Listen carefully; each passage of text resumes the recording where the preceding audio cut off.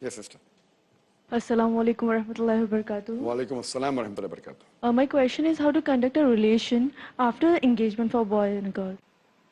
Sorry, how to conduct a? Relationship between that two person who is engaged, boy and a girl. After engagement, how to conduct that relationship. How should they behave is the right word. Exactly. Relationship.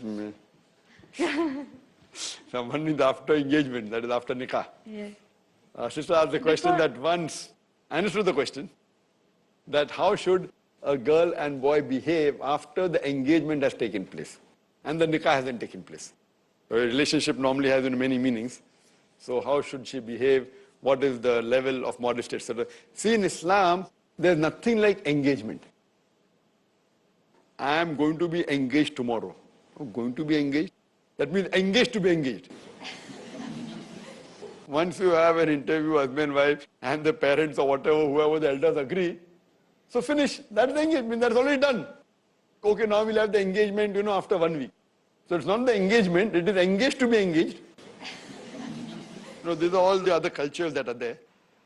So once you decide that you're going to get married, it is finished, already engaged. So the right thing is that once you decide you're going to marry, fine, you can decide the date after a few weeks, after a few months, or whatever, it is no problem. But to say that, okay, we will have the engagement, and then maybe you change the ring, or do something, or do haldi and do mehendi or whatever it is, all these are cultures. But there's no problem following any culture as long as it doesn't go against the Islamic Sharia. If it's not against Quran Hadith, I'm not telling keeping engagement is haram. I'm not saying that.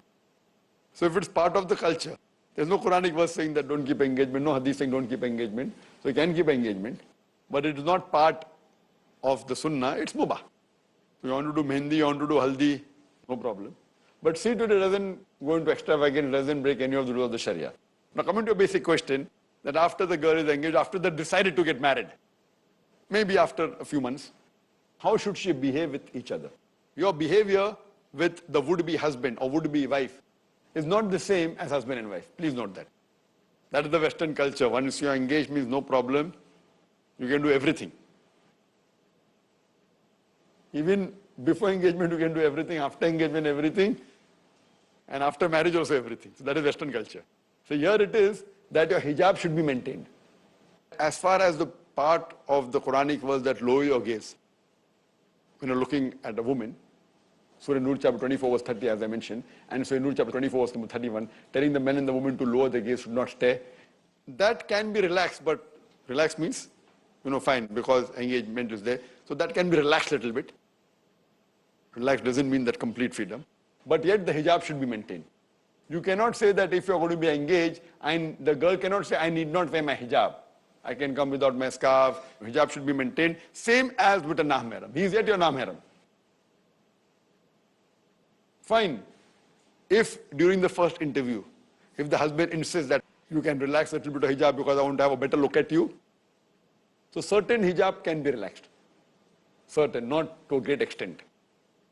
Some of the scholars say it can be, some of the scholars say it can't be. But if says, okay, fine, if the thing has gone to a greater level, okay, fine, I want to have a proper look at my would-be wife. But natural, maybe without the scarf. Certain scholars do permit, certain scholars don't permit. Difference of opinion is there. But that also doesn't mean that complete hijab should be removed. Fine, you can maybe remove the scarf. But that also not always. Otherwise, the hijab should be maintained as a non-maharam. What thing can be little bit relaxed is, in terms of look, that also to a little extent. Secondly, that if you have to meet anytime you have to meet for discussion, see to it that the mahram is there. Either the bride's brother is there, or the father, or the uncle, or the would-be bridegroom's sister is there, mother is there, auntie is there. Talk. You can't say that now we are engaged, so let us go to movie together. That also is the last seat, No last seat, no first seat, no middle seat. You can't go out together in a garden. No, not at all. You cannot go alone out at all. Because yet, both of you are non-maharam. You can't go out. You can have a meeting in the house. Once you have decided to marry, you can have a meeting once, have twice, thrice, no problem. But don't unnecessarily keep on meeting. Now we make it a point, once a week we'll meet. For what? No, now we are going to get married after 6 months. So once a week, every Jummah. Every Thursday we'll meet. This doesn't make sense. Might as well, you do nikah, don't consummate the marriage, and meet every day, no problem. If you feel you're delaying the nikah because I don't have a house, maybe I'm not prepared to shift, no problem, do the nikah, simple nikah. And yet, the girl can stay with the parents, and the boy can stay with the parent. Then you meet every day, no problem. Then all the hijab also can be relaxed. If you want to meet every time, you can meet. There's no fixed rule that after you have decided you can meet once, twice, or 5 or 10 times. Whenever required, if you think, okay, I just want to ask one more question, that, I would like to know that what education I will do, what he will do. You want to meet, you can meet, but see to it that there is a maharam when you talk. Not that, okay, at least we won't meet, but every day we'll talk on the phone, half an hour. So all these things that the beloved Prophet ﷺ said, that if two non-maharam are in a room, the third person is the devil. So even if you're engaged, you being alone with your would-be husband or wife is totally haram in Islam. You cannot. See to maharam is there. If you want to speak on the phone once in a while, fine, you can. You can speak. But don't make it a habit regularly. At least once a week I should speak, or once in 3 days, or once a month. If you have a query, you can. But see to it that the talk is more the Islamic lines, rather than too much of laughing, joking, higgling, hanging. That's part of the hijab. So the normal hijab that is maintained for a non-maharam should be maintained even with the person you have engaged.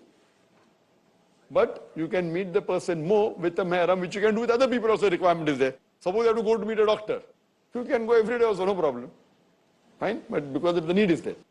So if a need arises, where you have to meet and discuss certain issues of marriage or post-marriage, anything, you can meet, see to it the maharam is there, but don't relax it so much.